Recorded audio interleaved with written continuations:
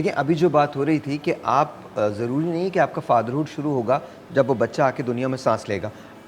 आपका फादरहुड वहीं से शुरू हो जाता है जब से आप बेबी को प्लान करने लगते हैं। जी एम आई राइट? बिल्कुल। अच्छा, अभी आपने एक बात की थी कि वो आवाज़ें सुनता है, बच्चा जो है वो वूम के अंदर आवाज़ें सुनता है और ये प्रूवन रियलिटीज़ भी हैं कि बच्चा उसके ज़रिए ज़ाहिर है बहुत सारी चीज़ें हैं वो बताने की कोशिश करता है। जब प्रेगनेंसी हो जाती है, बेबी आ जाता है, उसके बाद बहैसियत अच्छे बाप को इंसान को करना क्या चाहिए?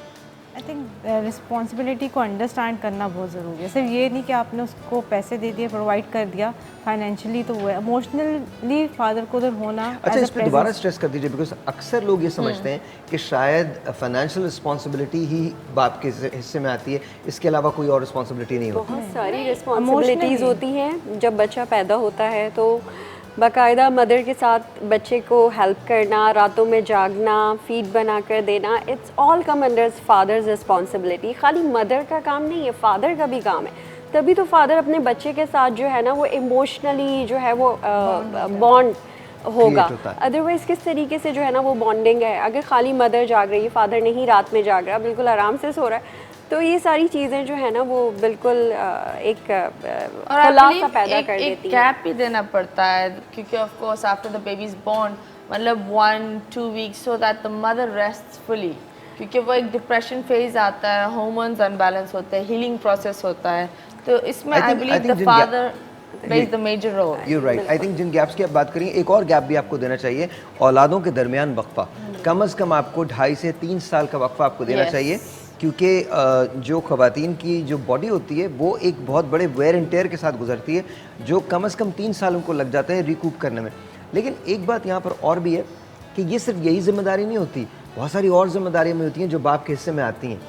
बिल्कुल, बेसिकली फादर तो रोल मॉडल है फैमिली के लिए ना, तो फादर बीइंग फादर बहुत सारी जिम्मेदारी है फादर के ऊपर। यानी बच्चा स्कूल जा रहा है, आप स्कूल उसके साथ गए हैं, पेरेंट टीचर्स मीटिंग अटेंड करना, यानी एक बहुत ही छोटी छोटी सी चीज़ है, ईच एंड एवरीथिंग फादर को इन्वॉल्व होना चाहिए। जब तक फादर को ज़्यादा टाइम अपनी औलाद के साथ स्पेंड करना चाहिए। बिल्कुल, चाहे वो किसी भी तरीके से, like even you spend it long distance, पर आप कर रहे हो, आप हमें तस्वीरें दिखा रहे थे, ये सारी एक एक चीज़, जो चीज़ें फादर अपने बच्चे के अंदर सीट कर सकता है, वो मदर बहुत ही मुश्किल है। एक छोटी सी एग्जांपल अगर हम ले लें, अगर आप अपने बच्चे को मदर 2 दफ़ा 3 दफ़ा कहती है, फाइनली कहती है मेरा नहीं मान रहा आप, और फादर कहते हैं और बच्चे को, और बच्चा जो है ना उस बात को फ़ौरन मानता है, तो इट्स वाकई रियल थिंग कि अगर फादर को थोड़ा सा ज़्यादा बच्चों को अटेंशन देना चाहिए।